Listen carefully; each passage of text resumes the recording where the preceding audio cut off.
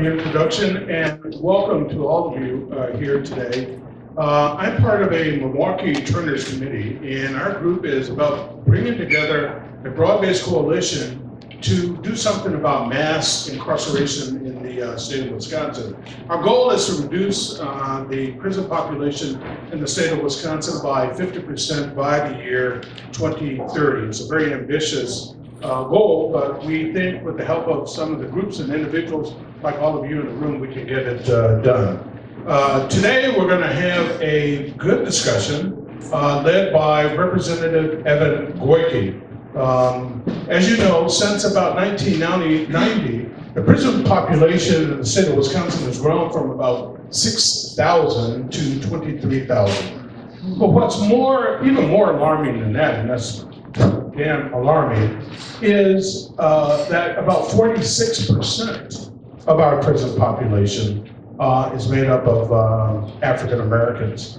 So, as you know, if you look at the demographics of the state of Wisconsin, African Americans, for the most part, are populated in our state in the southeast. This is a Milwaukee issue. It requires a solution that has a lot of input from leaders from Milwaukee, and we're very happy today that we have joining us Representative Evan Goyke. He's going to talk on a program that he has entitled Inmate 501, Converging Crisis in Wisconsin Adult and Juvenile Prisons.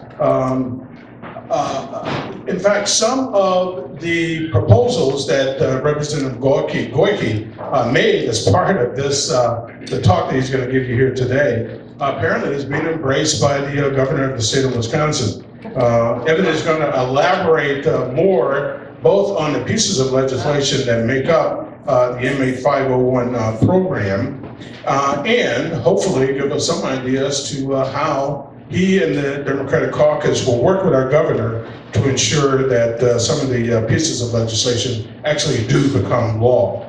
But also joining us today are several individuals, 3 individuals in fact, whom I think are important to have be a part of this conversation. Often when we talk about mass incarceration, we do humanize the discussion. We forget that all 23,000 of those individuals are in fact people who have lives, who have families, who have aspirations, who may have made mistakes, but nonetheless are folks who want to, I think, do what's best for themselves and their family. So in that vein, we have individuals who have been formally incarcerated, and I'll introduce them and ask them to join us here up front.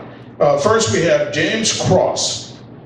James, you want to come up and have a seat? Oh, okay. Or you can sit there. James has worked hard to make positive changes in his life and is proud of the fact that he's not had any interaction with the criminal justice system for about 9 years. In fact, he's been pursuing his undergraduate degree and is well on his way of achieving that objective. In fact, one of the things that James is hoping to get done is to have his biology degree from the University of Wisconsin-Milwaukee real soon. So James, thank you very much for being here for us.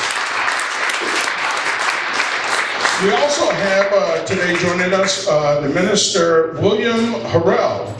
He is the board treasurer and property manager of Table of Saints Family House. The house is a sober reentry living facility here in Milwaukee. And our goal is to help those individuals who are coming back from our correctional facility to reintegrate themselves back into the community. And our last person is also a formerly incarcerated individual. His name is Daniel Mohe. He's had intermittent, Mr. Mohe, as I was talking to him about how to pronounce his last name, has had intermittent contacts with the criminal justice system throughout his young life, and resulting in him being incarcerated for over 5 years. The great thing about Mr. Mohe is that he's received his bachelor's degree from the University of Wisconsin in physics. So we have 2 STEM graduates here joining us today.